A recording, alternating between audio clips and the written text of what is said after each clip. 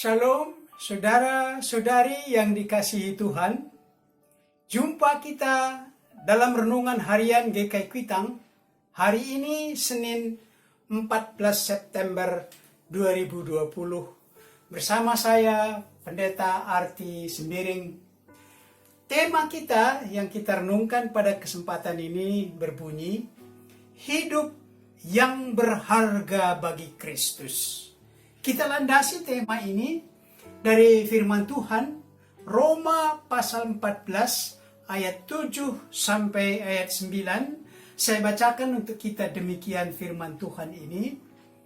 Sebab tidak ada seorang pun di antara kita yang hidup untuk dirinya sendiri, dan tidak ada seorang pun yang mati untuk dirinya sendiri. Sebab jika kita hidup untuk Tuhan, dan jika kita mati untuk Tuhan. Jadi, baik hidup atau mati, kita adalah milik Tuhan. Sebab untuk itulah Kristus telah mati dan hidup kembali, supaya Ia menjadi Tuhan, baik atas orang-orang mati maupun atas orang-orang hidup. Demikian firman Tuhan ini. Berbahagialah orang yang memelihara firman Tuhan dan dengan tekun melaksanakannya dalam hidupnya. Amin. Dari firman Tuhan yang kita sudah dengarkan tadi, tema kita berbunyi, Hidup yang berharga bagi Kristus. Namun, kita dahului dengan mendengar dari firman Tuhan, dari Mazmur 116 ayat 15 yang berkata, berharga di mata Tuhan kematian semua orang yang dikasihinya. Dari ayat ini sejenak kita memberi perhatian pada kematian. Dan nanti kita memberi perhatian pada kehidupan, harga kehidupan. Dari ayat ini, Mazmur 116 ayat 15, bagi Tuhan, apakah kematian lebih berharga daripada kehidupan? Dari Mazmur 116 ayat 15 yang berkata, berharga di mata Tuhan kematian semua orang yang dikasihinya. Apakah lebih berharga kematian daripada kehidupan? Tentu tidak. Karena kematian yang berharga itu ditentukan oleh kehidupan yang dikasihi oleh Tuhan. Kehidupan yang dikasihi oleh Tuhan. Di negeri tertentu, kadang ada pengumuman, barang siapa bisa menangkap orang ini, yaitu orang yang dicari, atau sering dikatakan wanted. Orang ini dicari karena suatu kejahatan, dan dikatakan baik hidup atau mati, maka diberi imbalan kepada orang yang menemukannya. Misalnya dikatakan seharga $40.000. Berarti si penjahat ini, yang mereka katakan si penjahat itu, telah ditentukan harganya $40.000. Tetapi kematian orang yang dikasihi Tuhan berharga, dan berharga di mata Tuhan bukan dalam nilai dolar atau nilai rupiah. Renungan ini mengajak kita bagaimana supaya kita dikasihi oleh Tuhan, supaya nanti kematian orang yang dikasihi Tuhan berharga bagi Tuhan. Pertama-tama, bagaimana supaya kita dikasihi oleh Tuhan? Kita percaya pada Tuhan. Percaya untuk membangun iman. Seperti yang disebutkan makna iman dari Ibrani 1 ayat 11. Yaitu, iman itu mendasarkan kepada Tuhan segala yang dia harapkan, mengharapkan di dalam Tuhan yang tidak kita lihat yang belum dilihat. Coba Bapak Ibu saudara-saudari yang dikasihi Tuhan, nanti baca dengan baik makna iman dari Ibrani 11 ayat 1. Percaya pada Tuhan diikuti dengan takut akan Tuhan, sehingga kita mencari kehendak-Nya. Karena firman Tuhan menyebutkan soal percaya, kalau hanya percaya saja, setan-setan pun percaya bahwa hanya ada satu Allah. Dalam Yakobus 2 ayat 19. Tetapi setan-setan tidak memelihara firman Tuhan. Harapan mereka tidak pada Allah. Takut akan Tuhan tidak ada pada setan-setan. Jadi tidak cukup hanya kalau percaya saja. Mazmur 116 ayat 15 tadi berbunyi, berharga di mata Tuhan kematian semua orang yang dikasihinya. Perlu kita ketahui, berapa harga kematian di mata Tuhan bagi orang yang dikasihinya. Berapa harga kematian orang yang dikasihi Tuhan. Dengan jelas, harganya memang besar sekali, yaitu seharga nyawa yang dikorbankan oleh Kristus, seharga darah yang kudus dicurahkan oleh Kristus sampai dia mati di kayu salib, supaya walaupun sudah mati, orang yang dikasihinya itu tetap menjadi miliknya. Maksud kita dalam renungan ini bukan membicarakan kematian, tetapi membicarakan kehidupan. Kalau kematian saja, kematian orang yang dikasihi Tuhan saja begitu besar harganya, maka sekarang kita coba menimbang, merenungkan berapa harga kehidupan orang yang dikasihi oleh Tuhan. Memang kehidupan yang kita miliki adalah karunia Tuhan. Itu terlihat sejak penciptaan manusia, Adam dan Hawa. Mereka diasuh, dipelihara, dikasihi oleh Tuhan. Sebagai tanda kasih Allah kepada mereka, dicukupkan makanan di Taman Eden, tidak kekurangan satu apapun.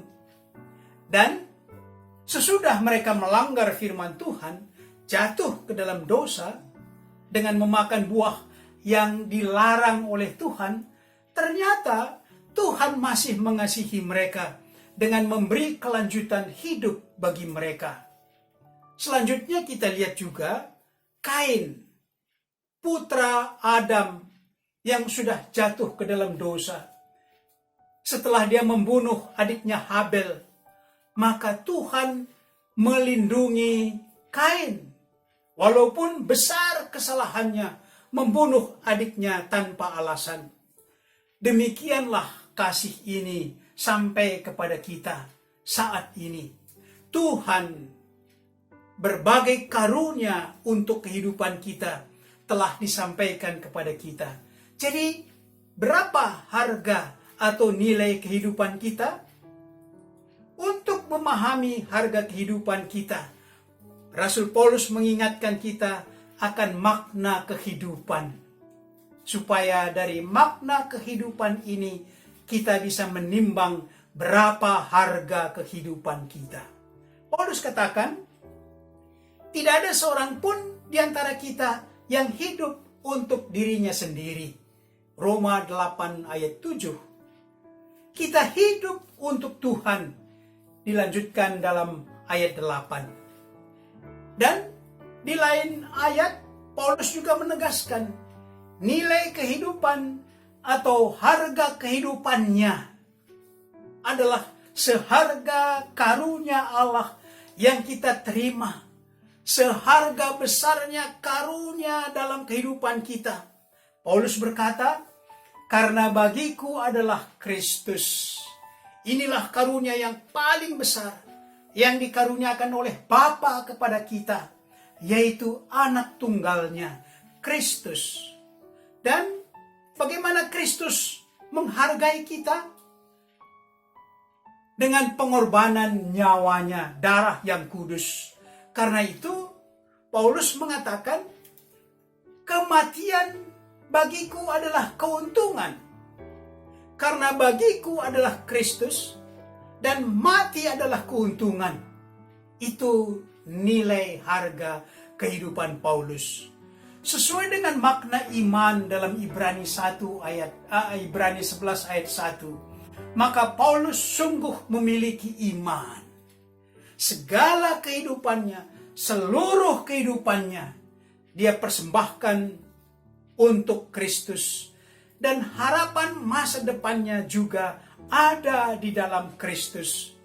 Dengan keteguhan iman seperti ini, Paulus mengatakan dalam ayat yang kita sudah dengar tadi, sebab jika kita hidup untuk Tuhan, dan jika kita mati untuk Tuhan. Sekali lagi saudara-saudara, kita membicarakan harga kehidupan, bukan kematian. Apakah demikian pemahaman kita tentang hidup ini?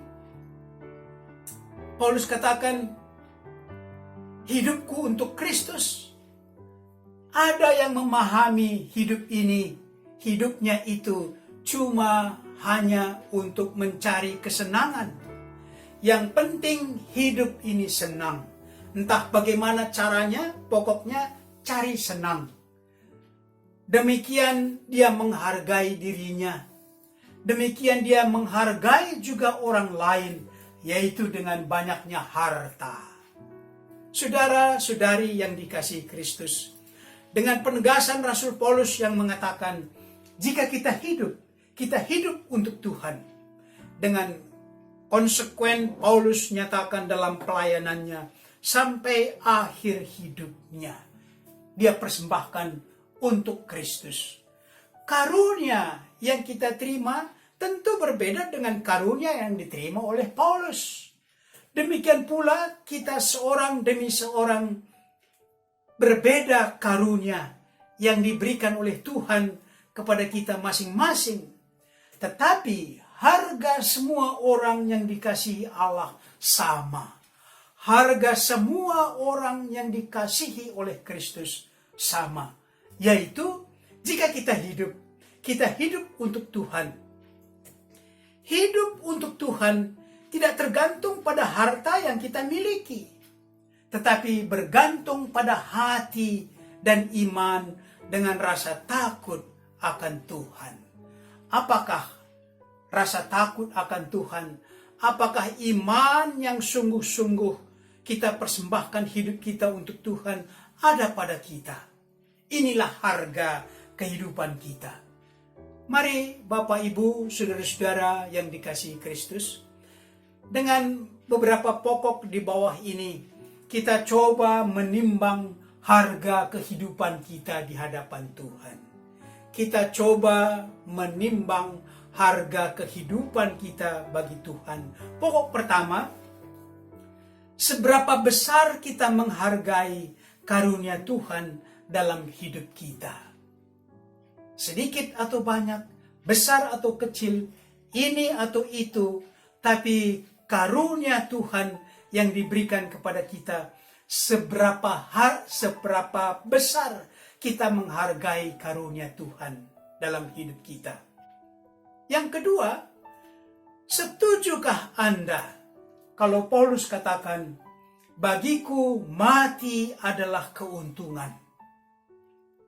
Setujukah atau tidak setuju? Mengapa? Mari kita renungkan, saudara-saudara. Yang ketiga, Paulus katakan, tidak ada seorang pun di antara kita yang hidup untuk dirinya sendiri. Kalau demikian, mari saudara-saudari yang dikasihi Kristus, kita mencoba menelusuri untuk siapa saja kita hidup, untuk siapa saja kehidupan Anda. Mari berdoa. Bapa kami yang di sorga, besar karunia Tuhan bagi kami. Kehidupan, talenta, keselamatan, dan kami diangkat menjadi anak Tuhan, sehingga hidup kami berharga bagi Tuhan. Dengan mendaya gunakan karunia dan talenta dari Tuhan, maka hidup kami bukan untuk diri kami sendiri, tetapi berguna bagi sesama, terutama berguna bagi Tuhan. Pada saat hidup kami saat ini yang sangat terbatas karena wabah COVID-19, maka mampukan kami ya Tuhan, dan tambahkan karunia-Mu, agar kami mampu hidup berguna untuk sesama. Berkati gereja-gereja Tuhan di negeri kami, agar mampu menjadi garam dan terang dunia. Berkati GKI, khususnya GKI Kuitang, agar kami mampu menjadi pelaku kasih bagi sesama, agar kami tidak hidup untuk diri sendiri saja, tetapi juga untuk orang lain. Dengarkanlah dan kabulkanlah doa kami ini, yang kami naikkan kepada Bapa di sorga, dalam Kristus Tuhan. Amin.